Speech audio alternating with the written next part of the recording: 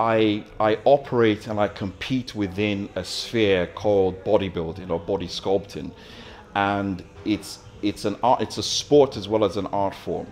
And the mechanics of competition is a comparison between individuals on how their physique looks in a certain way, whether it's, you know, muscular shape and structure, etc. That happens to be the arena I compete in. But the training in and of itself is much more than that. And what I'm saying is that that happens to be my particular talent. You know, I am there. You could have the same, you could have interest in any other thing. You could be talented or drawn to any other sphere, whether that's rugby or football, or it doesn't have to be sports. It could be music, it could be art, whatever it is. The point is, when I train, you know, when I train, it's not the physical I'm looking for. What it actually allows me to do is it's develop my mental capacity. When I train, it's a form of self-expression. It just so happens to be that my area of talent, where I'm competitive and I'm best in terms of sport, is bodybuilding.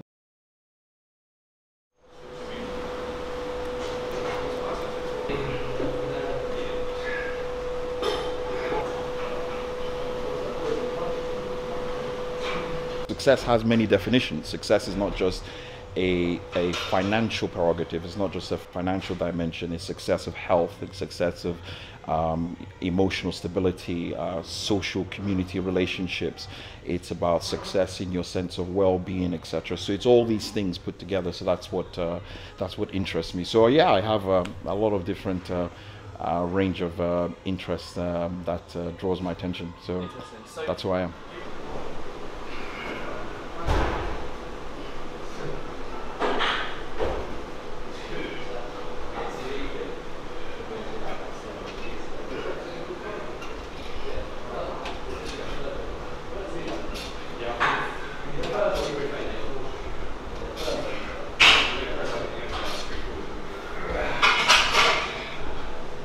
When I'm in the gym and I'm training, I use this description of self-expression, and it's a very loaded phrase, but there's a lot in it. It really is about trying to push myself to the limit. It's about challenging myself, because that's how you grow. Whether it's in the gym or in life, you grow in life by stepping out of your comfort zone.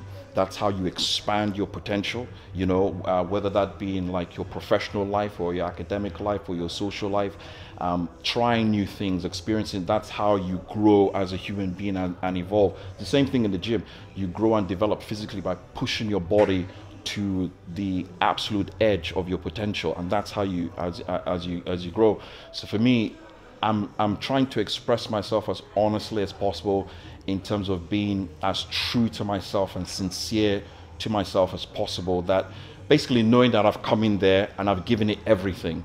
You know, you're literally going, and I'm not short changing my potential.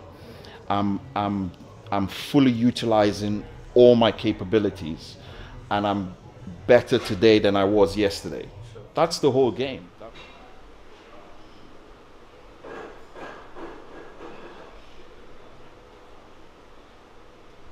When you circumvent your potential, when you don't live up to what you're capable of, you know, the pain of that in terms of the future, when you look back and think, I could have, you know, the worst thing for me is looking back and thinking I could have done better. I could have tried harder if I only did, you know, you end up being one of those people in, you know, down at the pub talking about how you could have been this and could have been that and should have been this and should have been that. That for me, that is my absolute fear.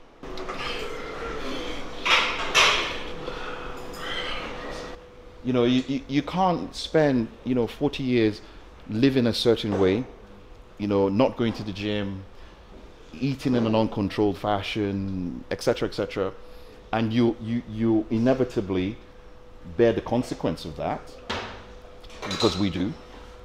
There's no getting away from it. Every action we take has a reciprocal consequence. There's no getting away from it. Every action. So you will bear the consequences of that. But then here you are, you want to correct it, you want to change.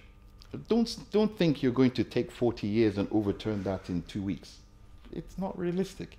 You know, it's not going to happen. You know, so I'm a very, you know, and that's why sometimes I have a real problem with all these 12-week transformations, all these fads, all these, they mislead people. And, you know, don't look for short-term fixes. You know, we have a microwave society, you know, we want to blast it to nuclear, and we want it now. You know, the generation, we want it now. We want get this and we want it. It's not realistic. And think about, instead of going on short-term fashion fads, think about it's a lifestyle change. That's what you're looking to achieve.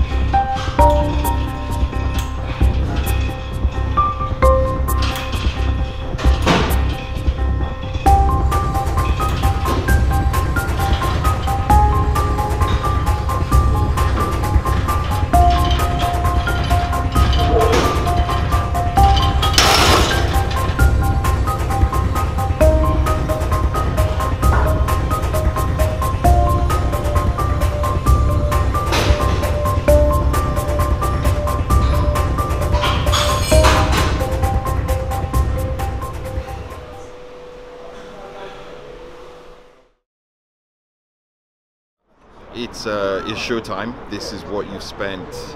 Literally, I think I've been prepping now, contest prep for about 21 weeks, and that's doing at the back of, I think we did about roughly about 20 odd weeks of off season, probably something like that. So it's a culmination of a lot of hard work, and that's not even counting, you know, all the years I've done the training. So I feel good, to be honest. I feel calm, I feel confident, I feel, yeah, it's time to do it, it's time to bring it home. This is what you train for.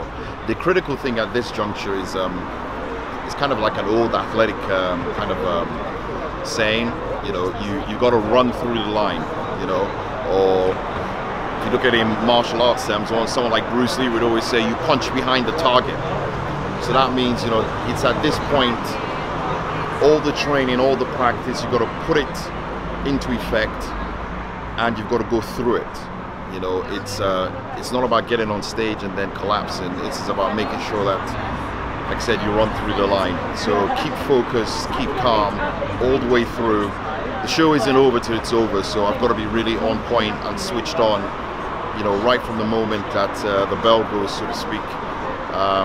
You know, and you're being judged. You're being judged. You've got to remember that every aspect of you is being judged. The minute you step on stage, you know, even before you get into your stand and you're posing, you're being judged straight away. So I've got to be switched on right from the start and just giving my absolute best. Yeah. Cool. Yeah. Well, I mean, he's standing here, so I don't want to make him too big-headed. But he's probably my best pupil by far, because Michael's dedicated, tenacious, and doesn't understand the word quit. He's a very, very, very busy businessman. Always, and very good looking as well. Yeah, so. He's a very, very busy businessman. He's always off travelling. So for him to stay on his diet, stay on point, and keep his training going is admirable, to say the least. He's a family man. He's got 3 lovely kids, a husband. So balancing all that is difficult for anybody. But to then do the contest prep on top, I mean, that's, like I say, very admirable. And like I say, he's probably my most dedicated client to date. Cool. And what's the game plan for today? Is it to go out there and win? Yeah, ideally we want to qualify for tomorrow. That's the plan. We're not coming here to lose, but at the same time I want Michael to enjoy it. The main thing is enjoying it, because he's worked so hard to get to this point. All the work's done. There's nothing he can do today to change it, so the result will be what it will be. But I want him to enjoy it. That's the most important thing. The sport is the sport, but you've got to enjoy it as well. Sure.